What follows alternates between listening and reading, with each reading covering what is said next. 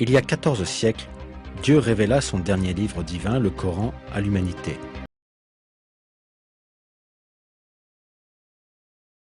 Le Coran servira de guide à l'humanité jusqu'au jour du jugement.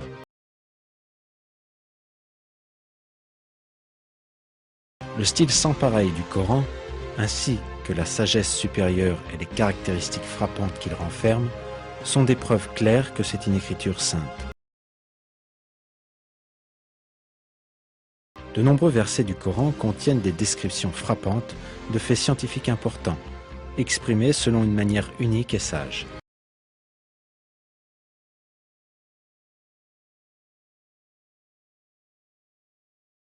Pourtant, il est impossible que ces faits scientifiques aient été connus à l'époque de la révélation du Coran, il y a 14 siècles, compte tenu du niveau de la science et de la technologie.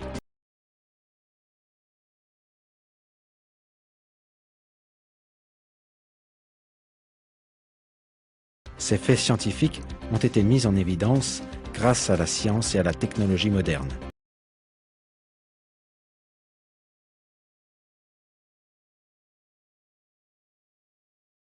Cette caractéristique du Coran est un de ses nombreux miracles. Il n'y a aucun doute que le Coran est la parole de Dieu, le Seigneur de tous les mondes.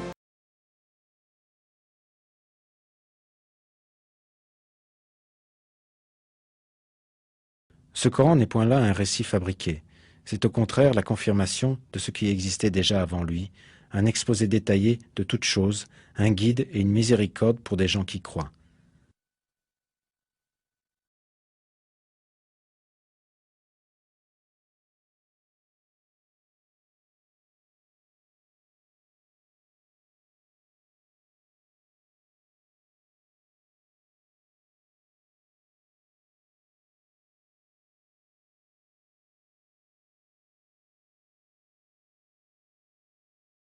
C'est un fait connu de nos jours que la Terre tourne. Le Coran décrit clairement la direction de cette rotation.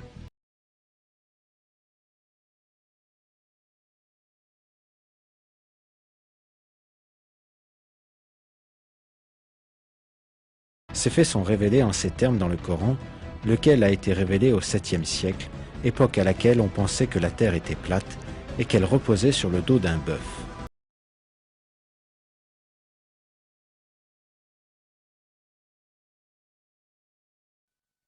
Et tu verras les montagnes, tu les crois figées, alors qu'elles passent comme des nuages.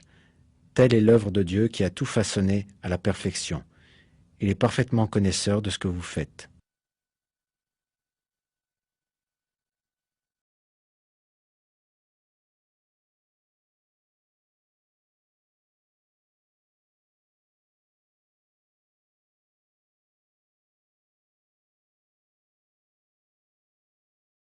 Le verset souligne comment les montagnes, et donc la terre elle-même, se déplacent de la même manière que les nuages.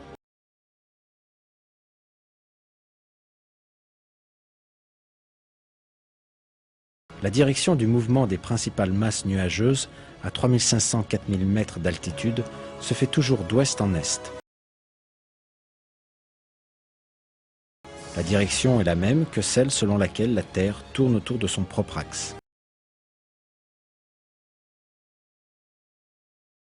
Par conséquent, il est miraculeusement révélé dans ce verset que la Terre se déplace d'ouest en est, la même direction suivie par les nuages. Et de plus, cela a été révélé il y a 1400 ans, à une époque à laquelle les hommes pensaient que la Terre n'était pas ronde, qu'elle ne tournait pas autour de son propre axe et qu'elle ne voyageait pas d'ouest en est.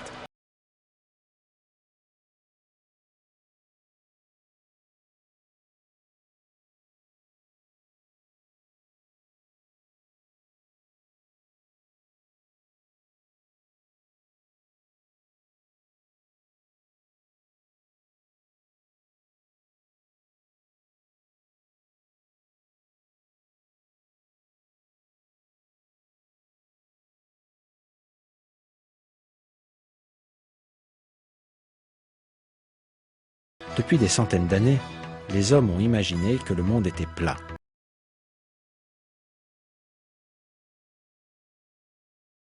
Sa véritable forme n'est apparue qu'avec l'utilisation de moyens technologiques. Notre Terre est ronde. Mais cependant, pas complètement sphérique. Sa forme est celle d'une ellipse, légèrement aplatie au pôle et légèrement gonflée à l'équateur. Cette forme unique de la Terre est décrite comme un géoïde, et elle ne fut découverte qu'au cours des derniers siècles.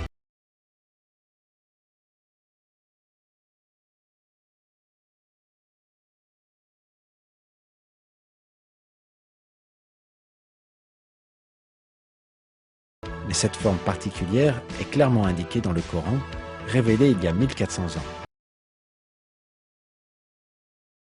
Le verset en question est le suivant.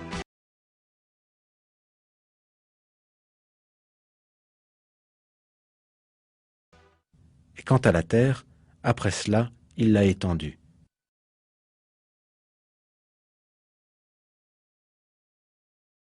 Dans le verset ci-dessus, le mot daha est utilisé dans l'arabe original. Le choix de ce mot pour décrire la terre est particulièrement frappant. Car daha dérive du mot arabe dao. Le mot dao est utilisé pour décrire l'action d'ajuster ou de lisser quelque chose suivant une forme sphérique. Par exemple, les mots dérivés de cette racine sont aussi utilisés pour désigner l'endroit où une autruche dépose ses œufs, ainsi que l'œuf lui-même. En réalité, notre Terre ressemble fortement à un œuf d'autruche à la forme géoïde.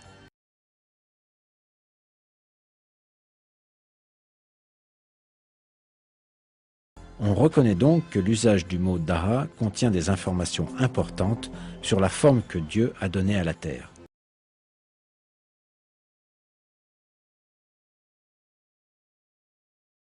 La manière dont l'attention est portée sur ces faits dans le Coran, à une époque, il y a 14 siècles, où le savoir des hommes concernant l'univers était très limité, est une preuve manifeste que le Coran est la parole de Dieu.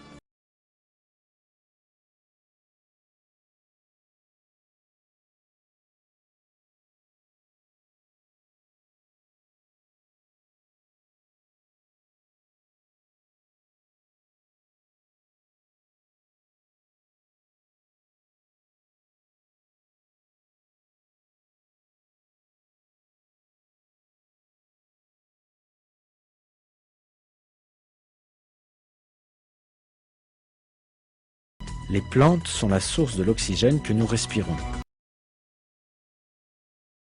Elles stockent l'énergie solaire sous forme d'aliments que les êtres humains et les animaux consomment.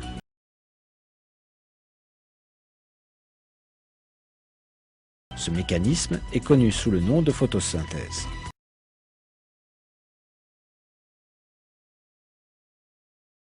Au cours du processus de photosynthèse, les plantes prennent le dioxyde de carbone de l'air et libèrent à la place de l'oxygène.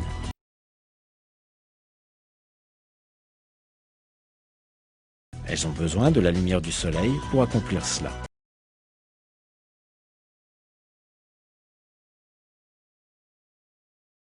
L'oxygène que nous respirons est le principal produit de la photosynthèse. La photosynthèse est un système basé sur des formules chimiques très complexes et sur des équilibres délicats, impliquant des nombres et des unités de poids si petits qu'on ne les rencontre jamais dans la vie de tous les jours. Ce processus ne peut pas être observé à l'œil nu, car il emploie des électrons, des atomes et des molécules. Depuis des millions d'années, les plantes produisent l'oxygène, les nutriments et l'énergie dont nous avons besoin au moyen de la photosynthèse, laquelle fut découverte dans les années 1700 et dont de nombreux mécanismes n'ont toujours pas été révélés. La productivité de la photosynthèse se mesure par le niveau d'oxygène produit.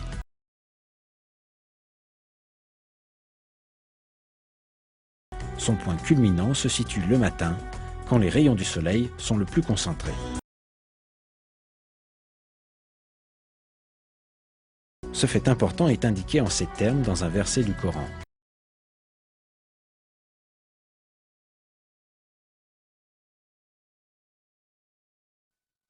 Je jure par la nuit quand elle survient, et par l'aube quand elle exhale son souffle.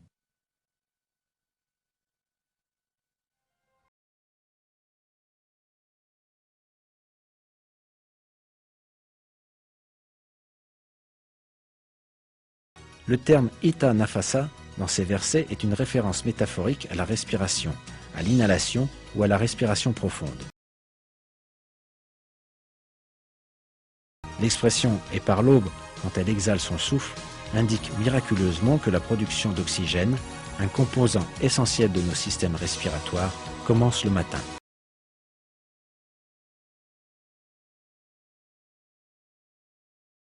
Il y a 14 siècles, les hommes n'étaient naturellement pas conscients que les plantes utilisent la lumière du soleil pour produire de l'oxygène au moyen de la photosynthèse, et que ce processus commence le matin.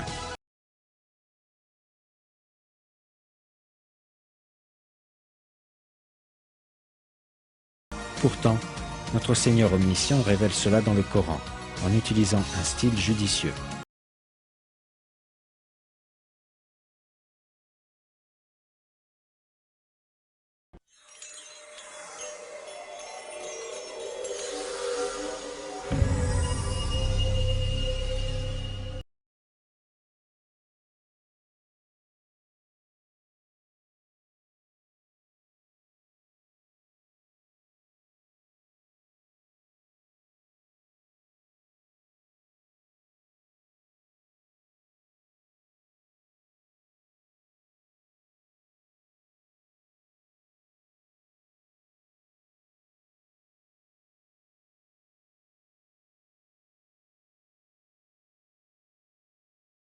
En utilisant la technologie d'aujourd'hui, nous pouvons obtenir des informations sur la structure géographique générale d'une mer, sur les caractéristiques des créatures qui y vivent, sur son niveau de salinité, sur la quantité d'eau qu'elle contient, sur sa surface et sa profondeur.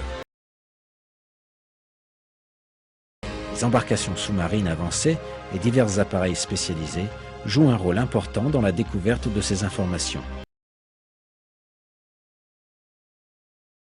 En l'absence de ces embarcations, il est pratiquement impossible pour un être humain de descendre à plus de 70 mètres sous la mer.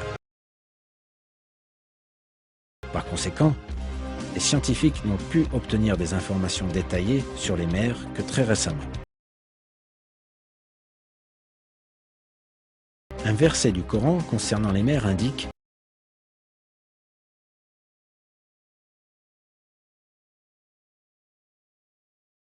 Les actions des mécréants sont encore semblables à des ténèbres sur une mer profonde. Des vagues la recouvrent, vagues au-dessus desquelles s'élèvent d'autres vagues, sur lesquelles il y a d'épais nuages. Ténèbres entassées les unes au-dessus des autres. Quand quelqu'un étend la main, il ne la distingue presque pas. Celui que Dieu prive de lumière n'a aucune lumière. »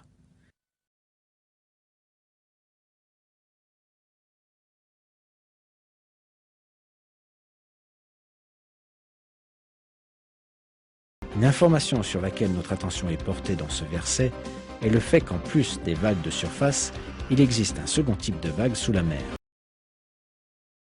Il n'y a que récemment que les scientifiques ont découvert l'existence de ces vagues internes parmi les couches de l'eau de mer en profondeur à des densités différentes. Les vagues internes sont invisibles pour l'œil humain, bien qu'elles puissent être identifiées en étudiant les variations de température et de salinité à des profondeurs particulières. Il est quasiment impossible à un être humain, en l'absence des moyens technologiques et de l'équipement contemporain, d'avoir la moindre connaissance de ces mouvements de vagues sous la mer. Pourtant, dans le Coran, révélé il y a 1400 ans, Dieu Tout-Puissant parle de ces vagues internes dans les profondeurs des mers.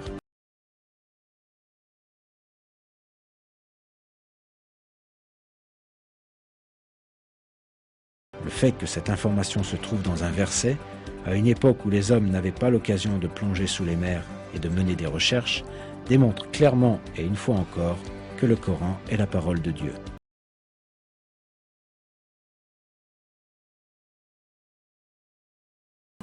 En prenant en compte la séquence indiquée dans le verset, il fait d'abord référence à l'obscurité des mers, puis à leurs vagues internes, puis à leurs vagues en surface, et enfin aux nuages au-dessus d'eux. Le point nécessitant une attention spéciale est qu'il y a de l'obscurité au-dessous de tout ceci.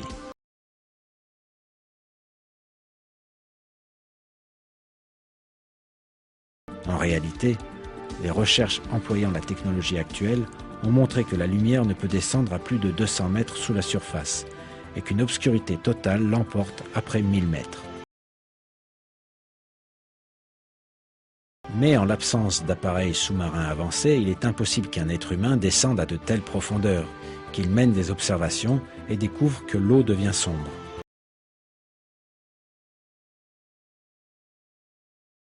Il y a toujours de la lumière à 70 mètres, la profondeur maximale à laquelle une personne peut descendre sans équipement ni appareil technologique.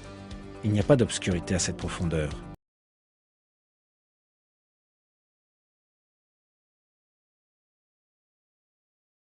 Il était donc impossible qu'au 7e siècle, quand le Coran fut révélé, des hommes aient pu plonger sans appareil spécial ni bouteille d'oxygène et aient pu découvrir l'obscurité des mers.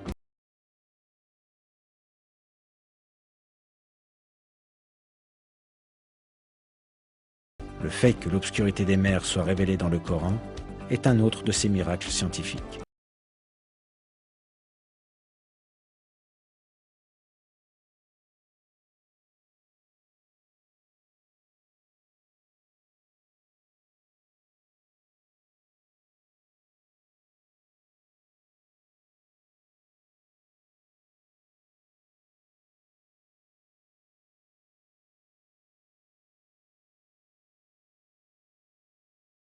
La formation du lait dans le corps des animaux est décrite ainsi dans un verset du Coran.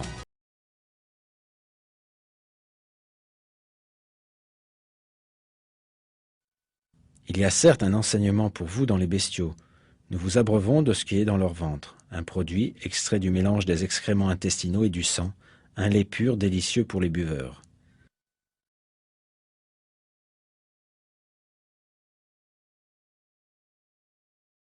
Afin de mieux comprendre ce verset, il est utile de résumer brièvement les systèmes circulatoires et digestifs des animaux.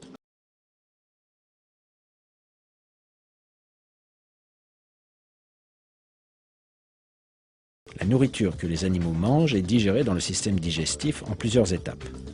Les substances digérées pénètrent dans le flux sanguin à travers la paroi intestinale. Les substances chimiques complexes qui entrent dans le flux sanguin à partir du système digestif sont distribuées aux différents organes du corps grâce au système circulatoire. Une partie de cette mixture est distribuée aux muscles et aux autres tissus corporels, et une autre atteint les glandes mammaires pour être transformée en lait.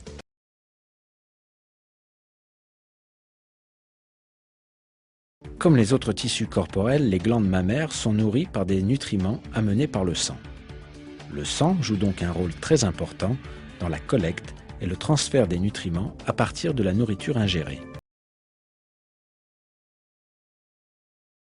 Le lait est sécrété par les glandes mammaires à la suite de toutes ces étapes, et ainsi du lait parfaitement propre, blanc comme la neige et nutritif, est produit à partir du sang et des aliments à moitié digérés que les êtres humains ne peuvent pas consommer directement.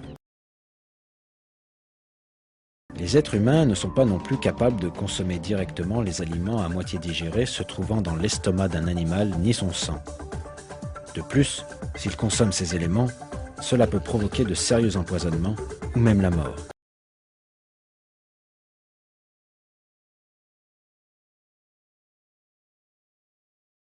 Pourtant, grâce au système biologique extrêmement complexe qu'il a créé, Dieu nous accorde une boisson vivifiante, propre et nutritive à partir de ces fluides.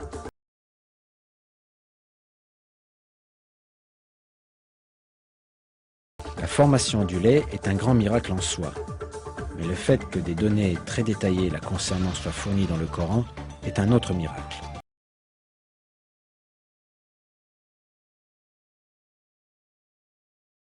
La description de la formation biologique du lait dans ce verset est totalement en accord avec les faits révélés par la science actuelle.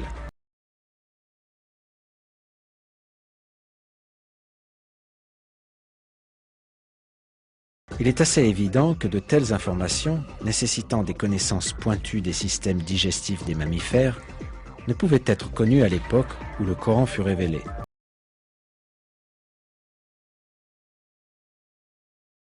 Cette information est une des preuves de l'omniscience de Dieu Tout-Puissant.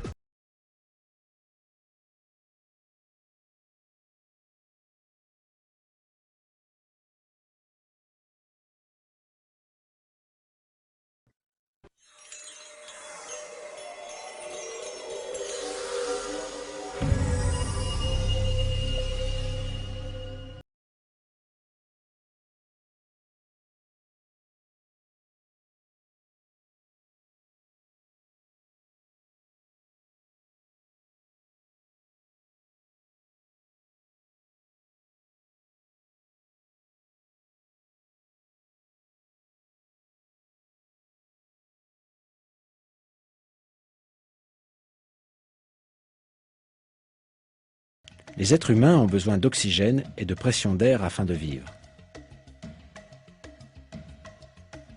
La respiration est rendue possible par l'oxygène de l'atmosphère, atteignant les alvéoles de nos poumons.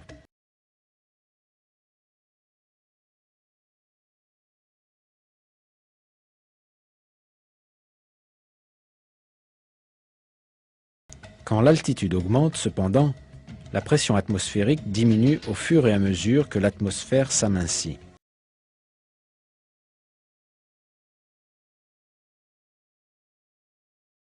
Par conséquent, la quantité d'oxygène entrant dans le flux sanguin décline et il devient plus difficile de respirer.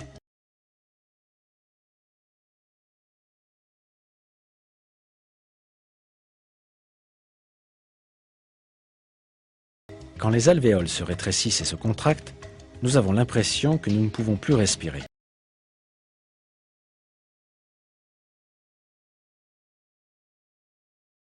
Si la quantité d'oxygène dans le sang est inférieure aux besoins du corps, plusieurs symptômes apparaissent.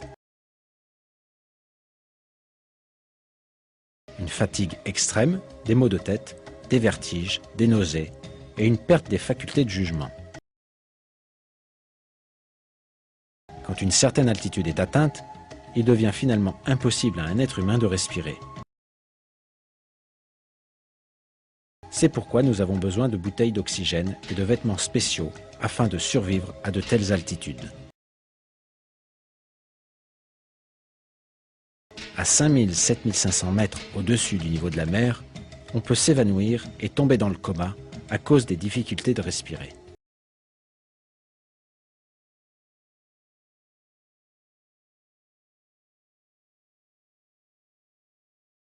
Cela explique la présence d'équipements à oxygène dans les avions. La difficulté ressentie à respirer avec l'augmentation de l'altitude donne lieu à une contraction dans la poitrine et à un sentiment d'être compressé. Ce fait scientifique est révélé de cette manière dans le Coran.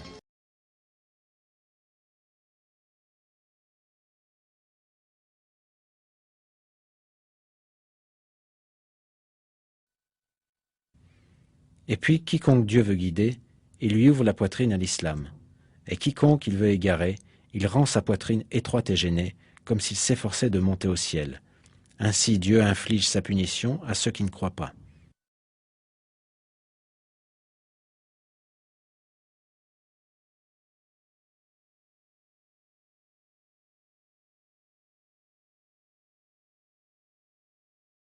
Les habitants de la péninsule arabe, dans les années 600, n'avaient bien sûr aucun moyen de voler dans les airs ou d'escalader des montagnes hautes de plusieurs milliers de mètres pour leur permettre d'expérimenter l'essoufflement indiqué dans le Coran.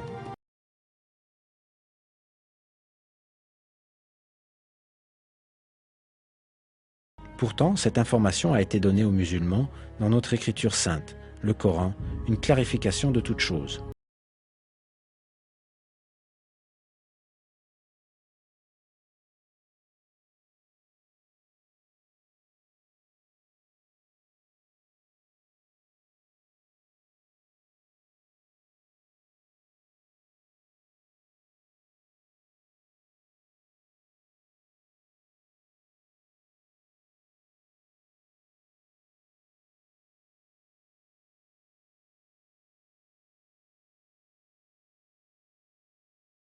L'étoile Sirius est l'étoile la plus brillante dans le ciel nocturne.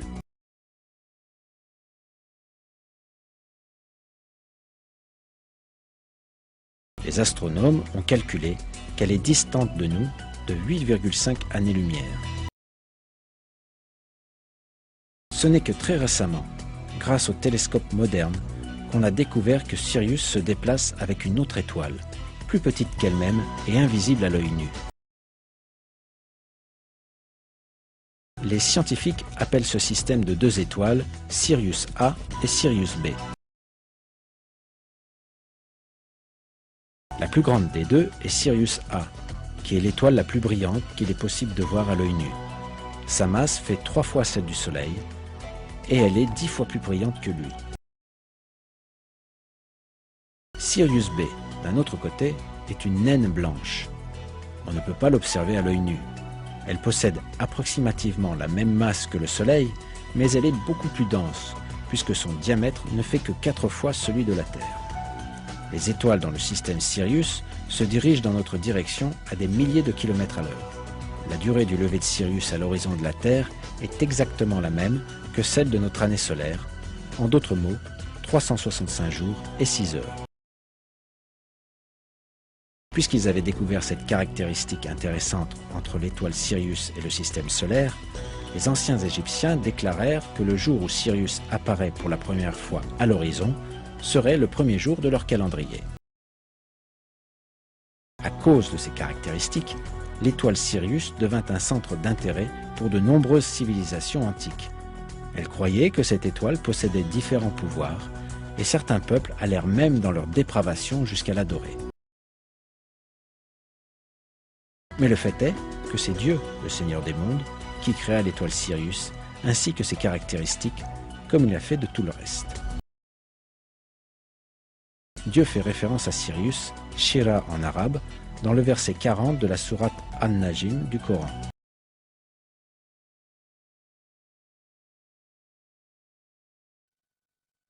Et c'est lui qui est le Seigneur de Sirius.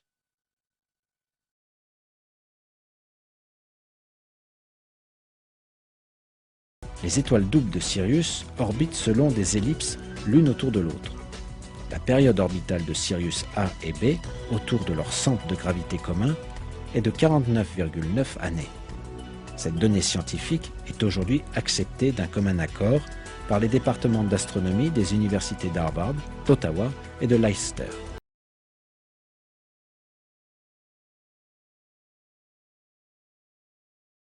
Cette information est rapportée de la sorte dans différentes sources.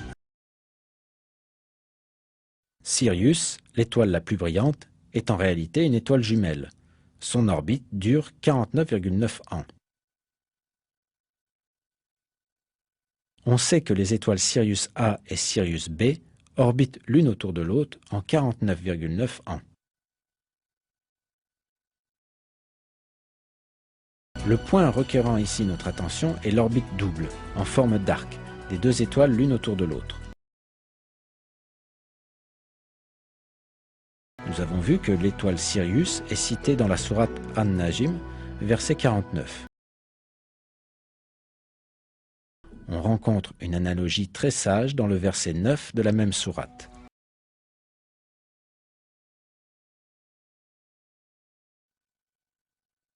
À une distance de 2 portées d'arc, ou moins encore.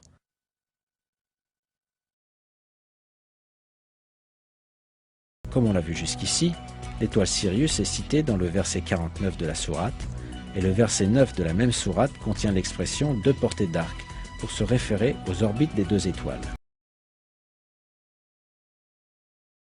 Quand on combine les nombres de ces deux versets, en d'autres mots 49 et 9, on obtient le nombre 49,9, la durée en années des orbites de ces étoiles.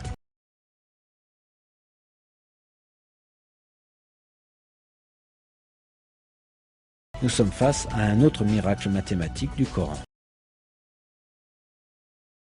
Étant donné les moyens technologiques disponibles il y a 1400 ans, il était bien sûr impossible pour les gens de l'époque de savoir que l'étoile Sirius est en fait un système à 2 étoiles, dont une est trop petite pour être vue à l'œil nu, que les 2 orbites de ces étoiles ont la forme d'un arc, et que ses orbites durent 49,9 ans. Les scientifiques n'ont eu ces informations que vers la fin du XXe siècle. Pourtant, notre Seigneur Tout-Puissant, le Créateur de toutes choses, le dirigeant absolu, a révélé miraculeusement ces faits dans le Coran. Dieu sait mieux.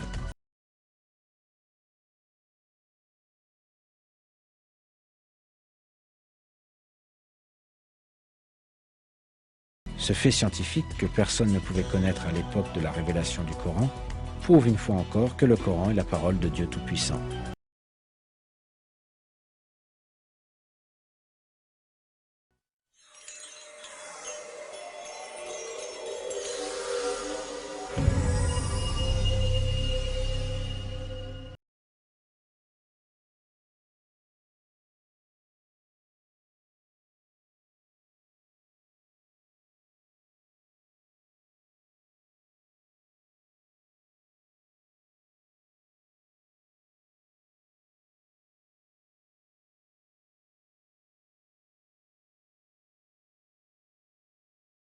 Tout ce que nous avons vu dans ce film nous montre un fait évident.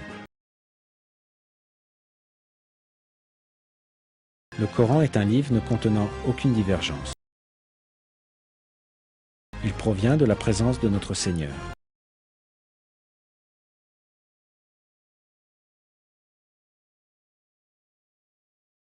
Les sujets mentionnés dans le Coran, les récits du passé ou du futur, et son ordre mathématique contiennent des faits que personne ne pouvait connaître à l'époque.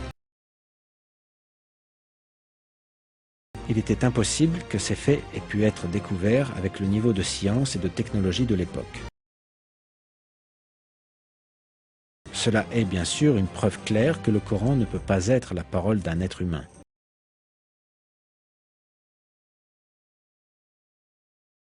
Le Coran est la révélation de Dieu et il a été conservé inaltéré depuis qu'il nous a été communiqué.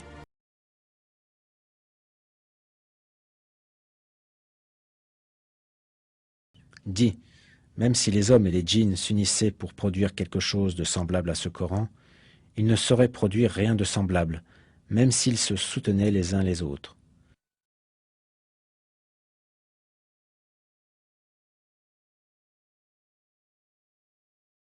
Le Coran est la parole de Dieu, qui créa toutes les choses à partir du néant et dont le savoir englobe tout.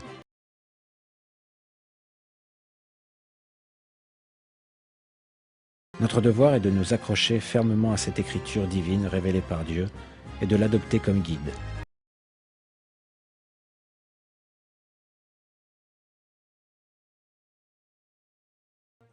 Et voici un livre, le Coran, béni, que nous avons fait descendre, suivez-le donc et soyez pieux, afin de recevoir la miséricorde.